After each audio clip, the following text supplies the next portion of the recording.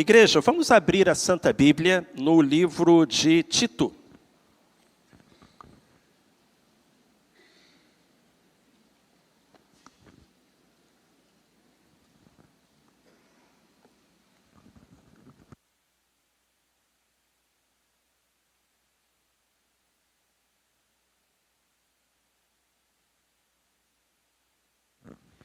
Carta de Paulo a Tito, capítulo 2. Eu vou ler do verso 11 ao verso 14. Se alguém perto de você está sem a Bíblia, chegue pertinho dele, pertinho dela, compartilhe a sua Bíblia e abençoe o seu irmão. No domingo passado pela manhã, falamos sobre o tema Tão Grande Salvação. Hoje nós desejamos que a palavra de Deus nos ensine sobre o tema Tão Grande Salvador, porque essa grande salvação tem um grande Salvador a operá-la.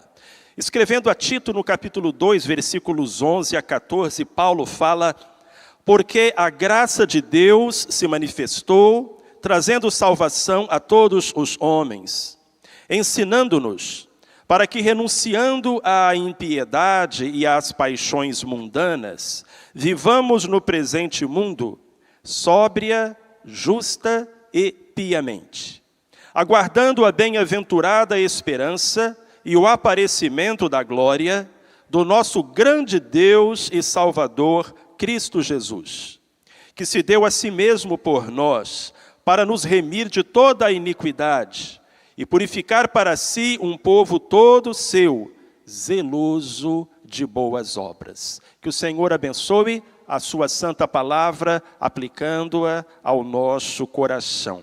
O versículo 13 nos fala como o crente deve viver.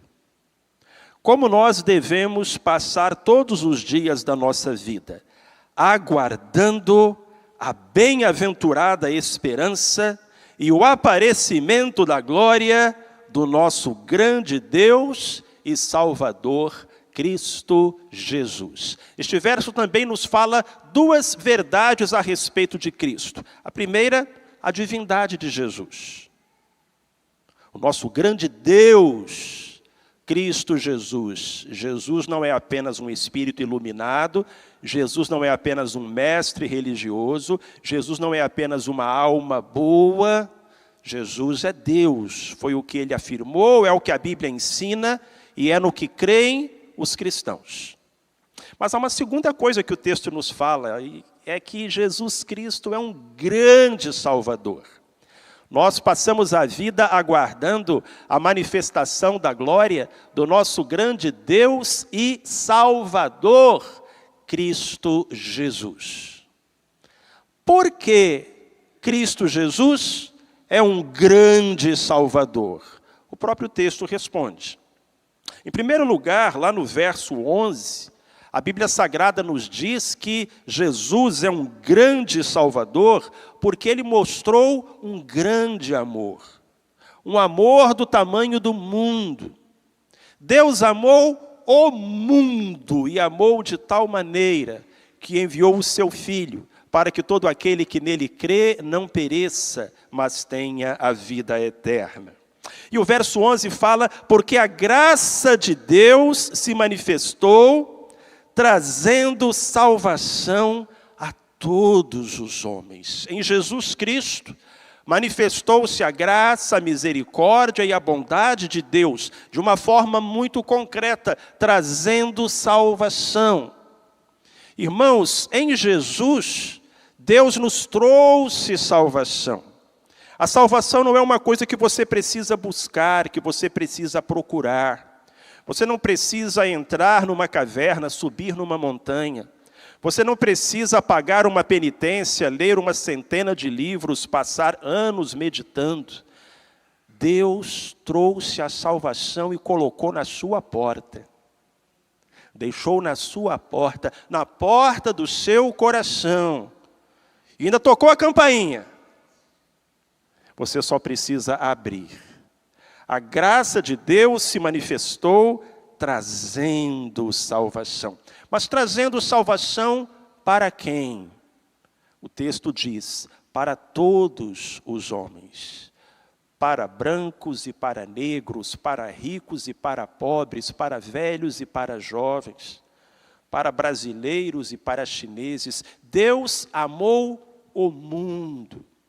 E o Evangelho não é o plano de salvação de uma raça, de uma cultura. É o plano de salvação de um Deus que é único e no seu amor amou a todos. Cristo é um grande Salvador porque Ele demonstrou um grande amor. Ele amou a todos.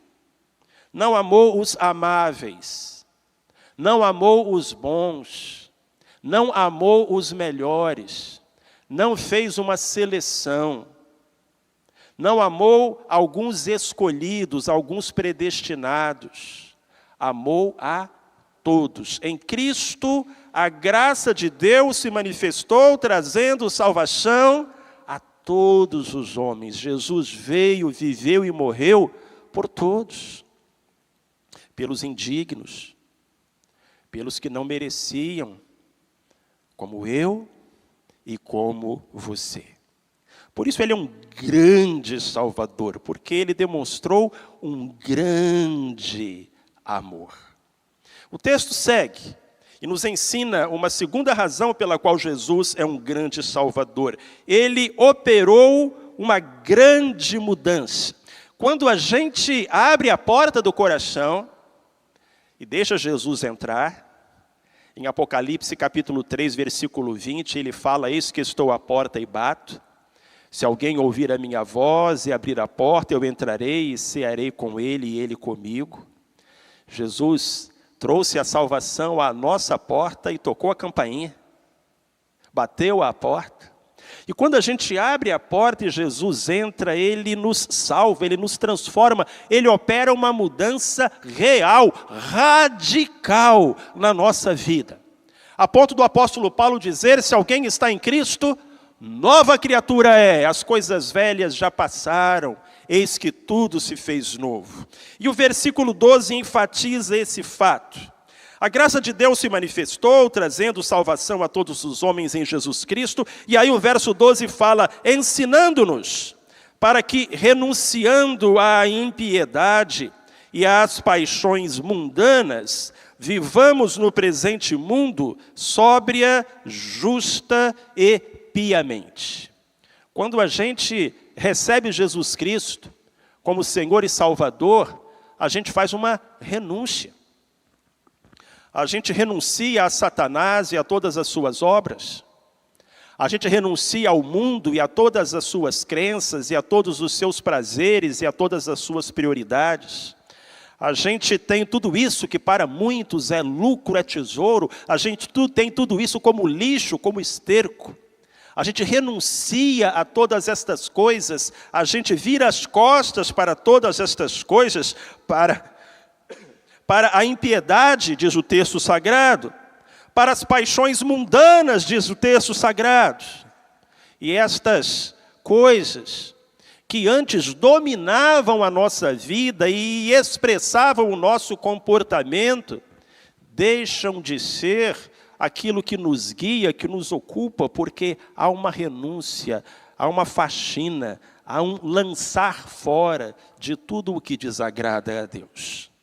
Um rapaz estava prestando a sua profissão de fé, ele queria se batizar, e perguntaram a ele, lá na profissão de fé, antes de aceitar Jesus, você era um pecador? Ele respondeu, sim. E agora que você aceitou Jesus, ele disse, agora que eu aceitei Jesus, eu me sinto mais pecador do que eu me sentia antes. E os irmãos perguntaram, como assim? Se explique. E aquele rapaz falou, eu não sei explicar, mas eu só sei dizer que antes eu era um pecador correndo atrás do pecado. E agora eu sou um pecador correndo para longe do pecado.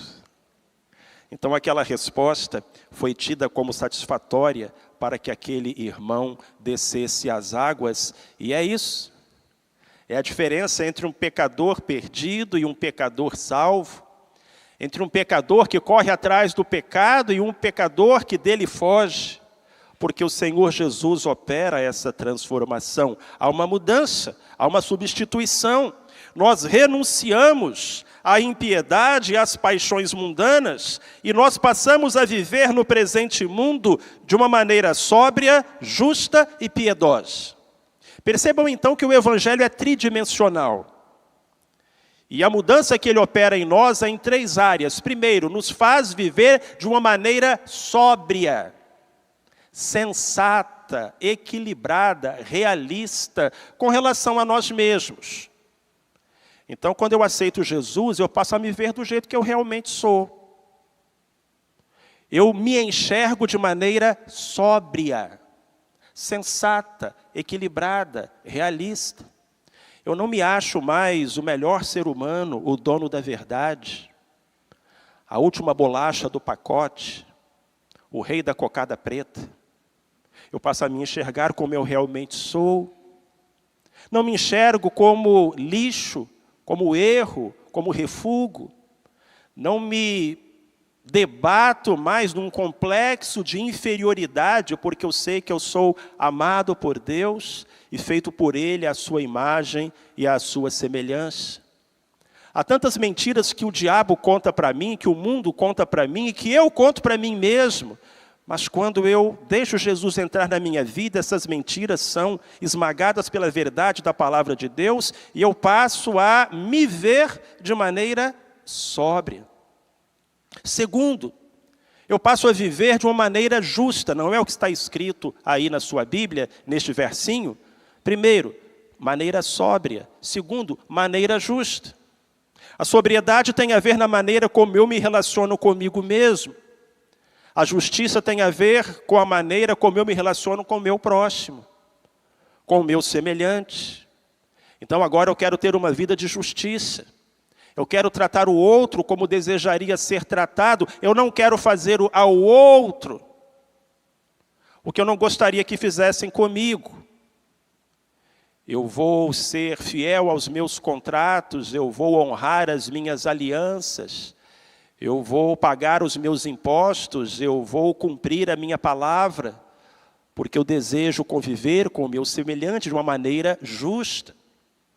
E finalmente este evangelho que me transforma no relacionamento comigo e no relacionamento com o meu semelhante, me transforma no meu relacionamento com Deus, porque eu passo a viver de uma maneira pia, de uma maneira piedosa. Então agora eu tenho amor por Deus, eu tenho respeito por Deus, eu tenho temor a Deus, e eu amo o Senhor e quero agradá-lo em todas as coisas. Então, Jesus é um grande Salvador porque Ele opera uma grande transformação em todos os aspectos e em todas as direções. Se alguém está em Cristo, nova criatura é, as coisas velhas já passaram, tudo se fez novo. Vamos seguir em frente, irmãos, há mais um versinho para nós considerarmos. O verso de número 14. E ali nós aprendemos na primeira metade do verso que Jesus é um grande Salvador porque Ele pagou um grande preço. Olhem só o que está escrito aí. Cristo Jesus, o nosso grande Deus e Salvador, se deu a si mesmo por nós para nos remir de toda iniquidade. Se deu a si mesmo. Não foi com coisas corruptíveis, como prata ou ouro, que fomos resgatados da vã maneira de viver que por tradição herdamos dos nossos pais, vai dizer Pedro, mas com um sangue precioso, o sangue como que de um cordeiro sem mancha, sem mácula, o sangue de Cristo. Ele pagou um alto preço, nós sabemos disso. Ele foi traído, abandonado, caluniado, esbofeteado, cuspido, açoitado. Por fim pregaram-no em uma cruz, até a sua última gota de sangue, Ele a derramou por nós. Jesus pagou um grande preço, e é por isso que Ele é um grande Salvador.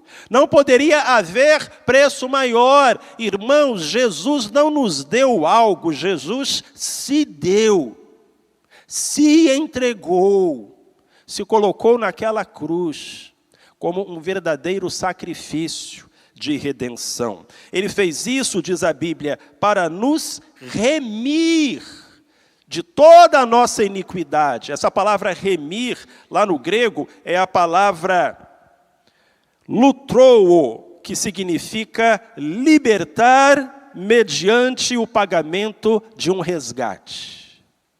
Foi isso que Jesus fez por nós. Ele morreu em nosso lugar. Há uma história sobre um homem que vivia lá nos Estados Unidos, isso no século XVIII, na época da corrida do ouro.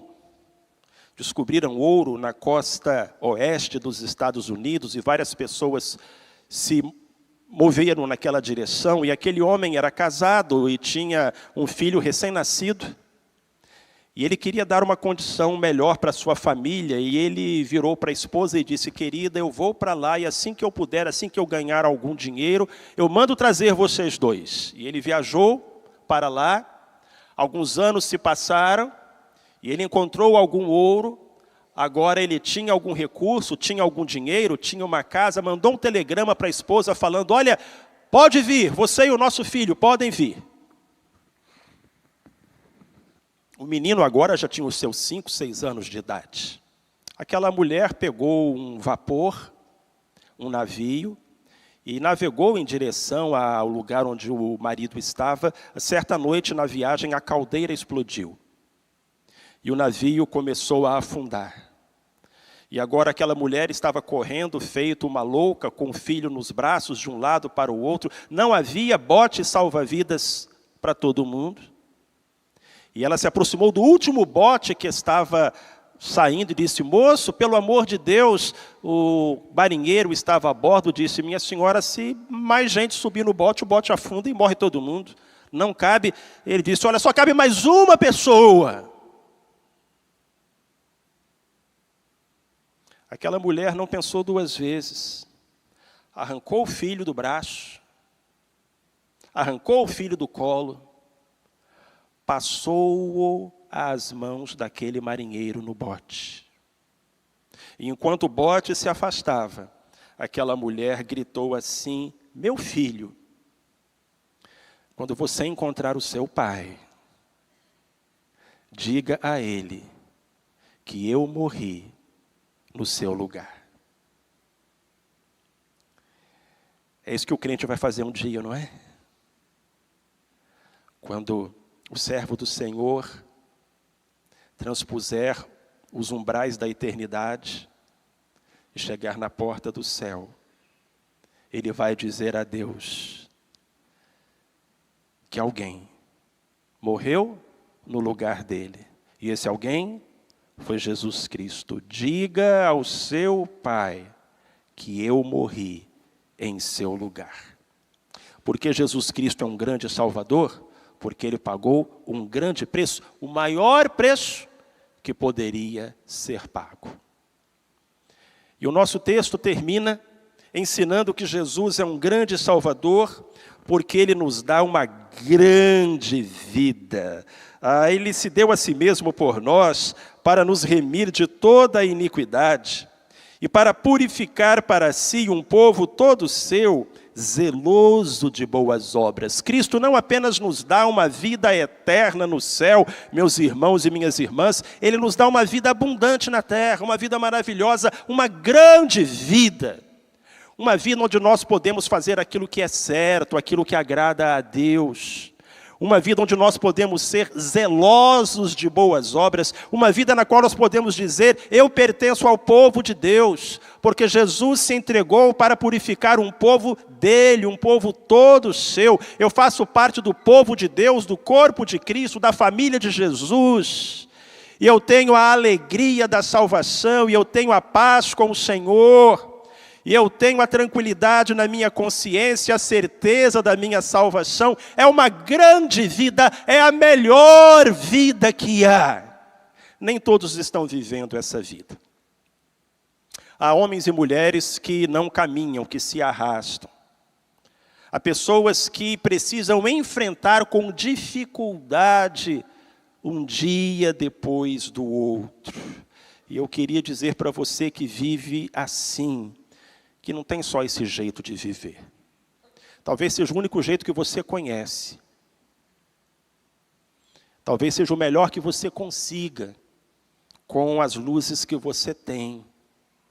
Mas eu quero falar para você essa manhã, em nome de Jesus, que não é a única vida que existe. Deus tem para você uma vida melhor.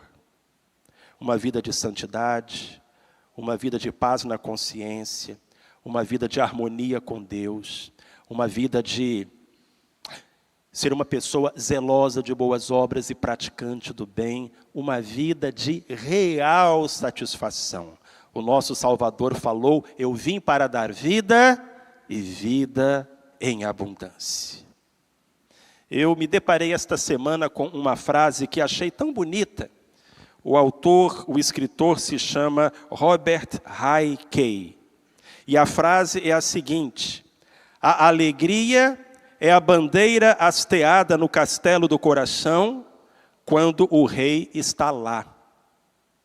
A alegria é a bandeira hasteada no castelo do coração, quando o rei está lá. Se você visitar Londres e for até o castelo de Buckingham, você vai poder acompanhar a troca da guarda. Todo turista que vai a Londres faz isso. O castelo de Buckingham, ou o palácio de Buckingham, é a sede da residência da família real. Ali moram os reis e as rainhas, os príncipes e as princesas, e é um lugar histórico e muito bonito. E os turistas vão até lá e observam a troca da guarda, aqueles soldados que parecem um soldadinho de chumbo. E até mesmo você pode entrar no castelo, algumas partes que são abertas à visitação. Mas uma coisa muito interessante, quando você chega ali no castelo, você olha para o mastro da bandeira. Porque quando o rei está em casa, a bandeira é hasteada.